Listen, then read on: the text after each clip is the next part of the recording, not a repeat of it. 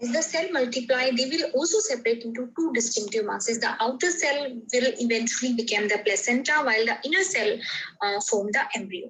जैसे जैसे सेल में मल्टीप्लिकेशन होती जाती है, जैसे जैसे मल्टीप्लाई होती जाती हैं सेल, वैसे ही वो दो अलग अलग मासेस में सेपरेट हो जाती हैं. और ये दोनों मासेस, एक आउटर सेल होता है जो कि आगे चलकर प्लेसेंटा बनता है, और दूसरा इनर सेल होता है जो कि एम्ब्रियो का निर्माण करता है. Cell division continues at a rapid rate during the approximately week-long journey from fallopian tube to uterus valve. Cell division लगातार तेज गति से होती रहती है और बहुत सारे वीक की लॉन्ग जर्नी कंप्लीट करती है, और ये जर्नी फैलोपियन ट्यूब से जायगोट के यूट्रस वाल्व तक पहुंचकर चिपकने तक की जर्नी मानी जाती है. The cells develop into what is known as blastocyte. इसके बाद सेल डिवीजन होकर जैसे ही वो यूट्रस की वाल तक पहुंचता है, उसको ब्लास्टोसाइट कहा जाता है. यानी कि जायगोट ब्लास्टोसाइट में चेंज होकर यूट्रस की वाल से चिपक जाता है. The blastocyte is made up of 3 layers, each of which develop into different structure in the body. Blastocyte में mainly 3 layers होती हैं जो कि बॉडी में different स्ट्रक्चर का निर्माण करती हैं. पहली लेयर होती है एक्टोडर्म जो कि स्किन और नर्वस सिस्टम का निर्माण करती है. दूसरी लेयर होती है एंडोडर्म जो कि डाइजेस्टिव सिस्टम और रेस्पिरेटरी सिस्टम का निर्माण करती है, और तीसरी लेयर होती है मेसोडर्म जो कि मसल और स्केलेटन सिस्टम का निर्माण करती है. Finally, the blastocyte arrives at the uterus and attaches to the uterine wall, a process known as implantation. इसके बाद सेल डिवीजन होते होते अभी जैसा हमने बात की कि ब्लास्टोसाइट यूट्रस में पहुंच जाता है और यूट्रीन वॉल से चिपक जाता है. इसी प्रोसेस को इम्प्लांटेशन की प्रक्रिया कहा जाता है. Implantation occurs when the cells nestle into the uterine lining and rupture tiny blood vessels. Implantation तब हुआ माना जाता है जब सेल यूट्रीन लाइनिंग के अंदर घुस जाती हैं और यूट्रस में छोटे छोटे ब्लड वेसल्स को रप्चर करके उसके साथ अटैच हो जाते हैं. The connection web of blood vessel and membranes that form between them will provide nourishment for the developing being for the next 9 months. अब यहाँ पर ब्लड वेसल और मेम्ब्रेन का जो एक कनेक्शन बनता है, वही कनेक्शन सेल और ब्लास्टोसाइट और मदर के बीच में कनेक्शन होता है जो बच्चे को मदर से न्यूट्रिशन लेने में हेल्प करता है. और 9 महीने तक माँ के गर्भ में जो शिशु है उसको न्यूट्रिशन या नरिशमेंट प्रोवाइड करता है. Implantation is not always an automatic and surefire process. Implantation हमेशा ऑटोमेटिक नहीं होती है और कई बार फेल भी हो जाती है, जो कि मिसकैरेज के रूप में देखने को मिलती है. When implantation is successful, hormonal changes halt the normal menstrual cycle and cause a whole host of physical change. जैसे ही इम्प्लांटेशन सक्सेसफुल हो जाता है तो प्रेग्नेंट लेडी में बहुत सारे हार्मोनल चेंजेस होते हैं जो कि उसके नॉर्मल मेंस्ट्रुअल साइकिल को भी इफेक्ट करते हैं और उसका मेंस्ट्रुअल साइकिल रुक जाता है. इसके अलावा प्रेग्नेंट लेडी में बहुत सारे फिजिकल चेंजेस भी देखने को मिलते हैं. For some people, activities they previously enjoyed such as smoking and drinking alcohol or coffee may become less palatable, possibly parting of nature's way of protecting the growing life inside them. बहुत सारे लोगों के लिए prenatal development के time पर कुछ activities prohibited मानी जाती हैं या प्रेग्नेंट लेडी को नहीं करनी चाहिए वो माना जाता है, जैसे कि स्मोकिंग है, ड्रिंकिंग है, एल्कोहल कंज्यूम करना है या बहुत ज्यादा चाय या कॉफी पीना. इन सब चीजों को प्रोहिबिटेड माना जाता है ताकि उनके अंदर जो एक लाइफ बन रही है उसकी प्रोटेक्शन अच्छे से हो सके या उनको नरिशमेंट अच्छे से मिल सके. सेकेंड स्टेज है एम्ब्रियोनिक स्टेज.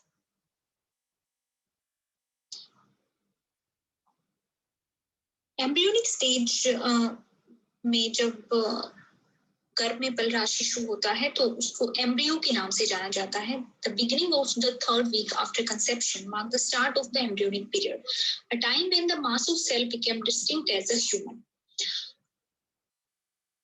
अब 2 वीक से लेकर 8 वीक तक के डेवलपमेंटल पीरियड को एम्ब्रियोनिक स्टेज माना जाता है. यानी थर्ड वीक के कंसेप्शन से लेकर थर्ड वीक के स्टार्ट होते ही एम्ब्रियोनिक पीरियड की स्टार्टिंग मान ली जाती है. ये एक ऐसा टाइम होता है जब मास ऑफ सेल्स एकदम से डिफरेंट फॉर्म लेना शुरू कर देती हैं, डिफरेंट आकार लेना शुरू कर देती हैं और एक ह्यूमन की फॉर्म हमें बच्चे में दिखाई देने लग जाती है. The embryonic stage plays an important role in the development of the brain. Embryonic stage में गर्भ में पल रहे शिशु के ब्रेन का डेवलपमेंट बहुत तेज गति से होता है और बहुत ही इंपॉर्टेंट रोल प्ले करती है ये स्टेज ब्रेन डेवलपमेंट में. Approximately 4 weeks after conception, the neural tube forms. Conception के लगभग 4 वीक के बाद गर्भस्थ शिशु में न्यूरल ट्यूब बनती है. These tube will later develop into the central nervous system, including the spinal cord and brain. यही न्यूरल ट्यूब आगे जाकर बच्चे में केंद्रीय तंत्र का निर्माण करती है, जिसमें स्पाइनल कोड और ब्रेन शामिल होते हैं. The neural tube begins to form along with an area known as the neural plate. Neural tube की स्टार्टिंग न्यूरल प्लेट से होती है. The earliest sign of development of the neural tube are the images of 2 ridges that form along each side of the neural plate. बच्चे में neural tube के निर्माण के विकास होने का पहला साइन ज्यादातर न्यूरल प्लेट के दोनों तरफ 2 ridges का निर्माण होना होता है. Over the next few days, more ridges form and fold inward until a hollow tube is formed. धीरे-धीरे जैसे-जैसे टाइम बढ़ता है, वैसे-वैसे ज्यादा ridges न्यूरल प्लेट के चारों तरफ दिखने लग जाते हैं. इसके अलावा अंदर की तरफ फोल्ड दिखने लग जाते हैं न्यूरल प्लेट में. Once this tube is fully formed, cell begin to form near the center. जैसे-जैसे वो होलो ट्यूब बनने लगती है, वैसे-वैसे उसके केंद्र के आसपास और बहुत सारी कोशिकाएं विकसित होने लग जाती हैं. The tube begins to close and brain vesicle form.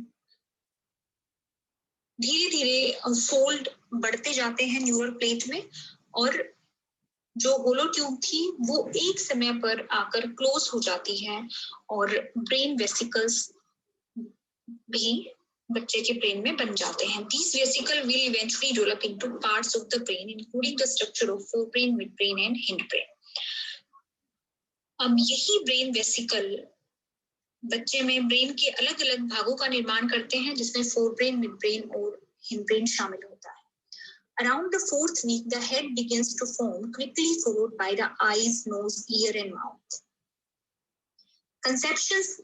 Conception से लेकर 4थे वीक तक आते आते बच्चे में हेड का निर्माण हो जाता है और हेड का निर्माण होने के बाद बच्चे में आंखें, नाक, कान और मुंह भी बनना स्टार्ट हो जाता है. The blood vessel that will become the heart start to pulse.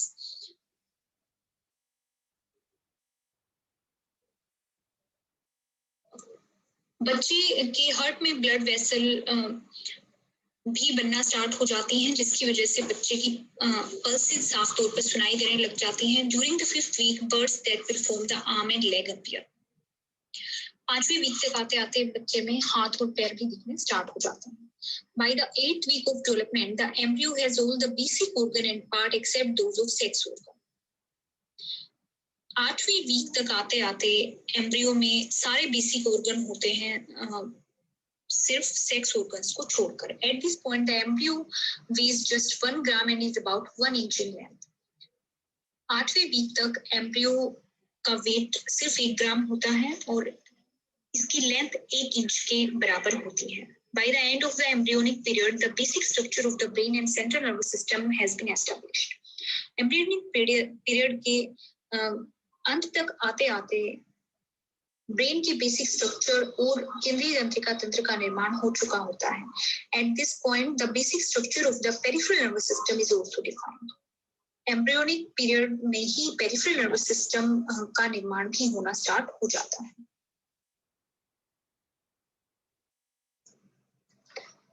The production of neuron or brain cell begin around day 42 after conception and is mostly complete sometime around the middle of pregnancy.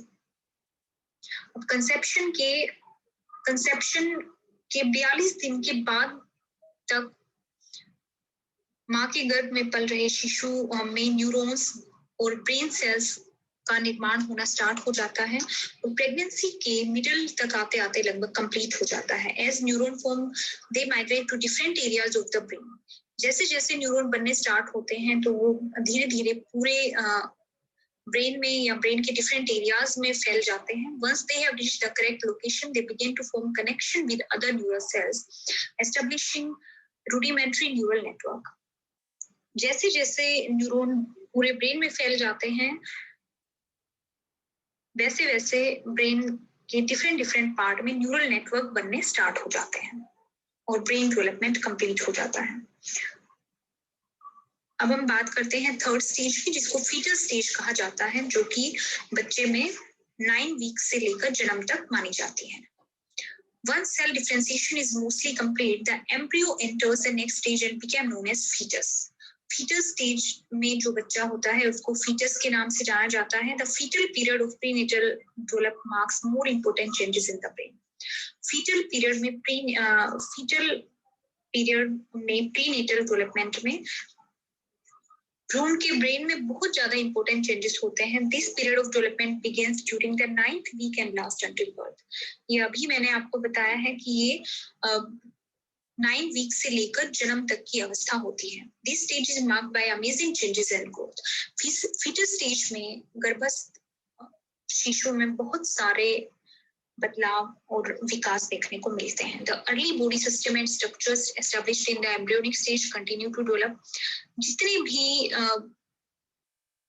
Bodily system या structure embryonic stage में establish हुए थे या निर्माण होना शुरू हुआ था, उनका विकास पूरे तरीके से हो जाता है फीटस स्टेज में. Tube develops into the brain and spinal cord and neurons continue to form. Brain में न्यूरल ट्यूब का डेवलपमेंट, स्पाइनल कॉर्ड और न्यूरॉन्स का डेवलपमेंट लगातार होता रहता है. Once these neuron have formed they begin to migrate to their correct location. एक बार जैसे ही फीटस स्टेज में न्यूरॉन का डेवलपमेंट पूरा हो जाता है वैसे ही ब्रेन की करेक्ट लोकेशन में न्यूरल नेटवर्क बनने स्टार्ट हो जाते हैं और ब्रेन का एक पार्ट दूसरे पार्ट तक इंफॉर्मेशन पहुंचाने लगता है. Synapse or the connection between neuron also began to develop. Neuron का आपस में कनेक्शन होना भी ब्रेन में स्टार्ट हो जाता है फीटस स्टेज में. Between the 9th and 12th week of gestation, reflexes begin to emerge. Gestation के 9th और 12th वीक में बच्चे में रिफ्लेक्सेस आने भी स्टार्ट हो जाते हैं, यानी मदर बच्चे में रिफ्लेक्सेस महसूस कर सकती है 9 महीने से लेकर 12 महीने के बीच में. The fetus begin to make reflexive motion with its arms and legs. Fetus अपने हाथ और पैरों से रिफ्लेक्सिव मोशंस करने स्टार्ट कर देता है, हाथ पैर मारने स्टार्ट कर देता है, जो कि प्रेग्नेंट लेडी फील कर सकती है. During the 3rd month of gestation, the sex organ begin to differentiate. Gestation की 3rd मंथ के दौरान सेक्स ऑर्गन बनने स्टार्ट हो जाते हैं. By the end of the month all part of the body will be formed. Gestation के 3rd month में sex को आइडेंटिफाई किया जा सकता है कि गर्भ में पल रहा शिशु बॉय है या गर्ल है. महीने के अंत तक आते आते शरीर के सभी हिस्से बन जाते हैं. At this point the fetus weighs around 3 ounce. Month के एंड तक आते आते फीटस का वेट लगभग 3 ounce के बराबर होता है. The fetus continues to grow in both weight and length, although the majority of the physical growth occurs in the later stage of pregnancy. Fetus में लगातार वेट और लेंथ ग्रो करती रहती है, यानी वेट और लेंथ उनका बढ़ता रहता है. हालांकि ज्यादातर फिजिकल ग्रोथ प्रेगनेंसी के लास्ट की स्टेज में ही देखने को मिलती है. The end of the third month also mark the end of the first trimester of pregnancy. तीसरे महीने का अंत फर्स्ट ट्राइमेस्टर, प्रेगनेंसी के फर्स्ट ट्राइमेस्टर का भी अंत माना जाता है. ड्यूरिंग द सेकंड ट्राइमेस्टर और month 4 through 6 the heartbeat grew stronger and other body system became further developed. दूसरे ट्राइमेस्टर के दौरान हार्टबीट बहुत तेज गति से बनने लगती है बच्चे में और बॉडी के दूसरे सिस्टम भी पूरे तरीके से विकसित होने लगते हैं. सेकेंड ट्राइमेस्टर में ही बच्चे में फिंगर नेल्स बनने लगते हैं, हेयर्स बनने लगते हैं, आई लैशेस और टो नेल्स भी बनने शुरू हो जाते हैं. Perhaps most noticeably, the fetus increased about 6 times in size. Prenatal development के दौरान सेकेंड ट्राइमेस्टर में बच्चे में लगभग 6 टाइम तेज गति से विकास होता है और बच्चे का साइज पहले से 6 गुना बढ़ जाता है. So what's going on inside the brain during this important period of prenatal development? अब क्वेश्चन आता है कि बच्चे में प्रीनेटल डेवलपमेंट के दौरान सेकेंड ट्राइमेस्टर में ब्रेन में क्या इंपॉर्टेंट चेंजेस आते हैं. The brain and central nervous system also became more responsive during the second trimester. तो सेकेंड ट्राइमेस्टर में गर्भस्थ शिशु के ब्रेन और उसका केंद्रीय तंत्रिका तंत्र भी ज्यादा रिस्पॉन्सिव हो जाता है. Around 28 weeks, the brain starts to mature faster within an activity that greatly resembles that of a sleeping newborn. लगभग 28 वीक तक आते आते बच्चे का ब्रेन बहुत ज्यादा तेजी से रिस्पॉन्स करने लगता है. During the period from 7 months until birth, the fetus continues to develop, put on weight and prepare for life outside the womb. 7 महीने से 9 महीने तक बच्चे में लगातार विकास होता रहता है. बच्चे का वेट और लेंथ लगातार बढ़ती रहती है और बच्चा अपने आप को माँ के गर्भ से बाहर आने पर किस तरीके से वो सर्वाइव करेगा उसके लिए बच्चा प्रिपेयर होने लग जाता है. The lungs begin to expand and contract, preparing the muscle for breathing. बच्चे के लंग्स एक्सपेंड होने लग जाते हैं, कॉन्ट्रैक्ट होना स्टार्ट कर देते हैं और लंग्स की मसल अपने आप को ब्रीदिंग के लिए प्रिपेयर करना स्टार्ट कर देती है.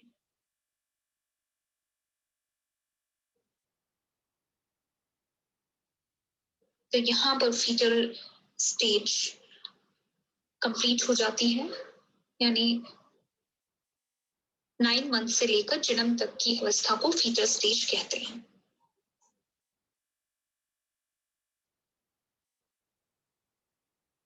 तो यहाँ period of prenatal development complete हो जाता है. Thank you so much.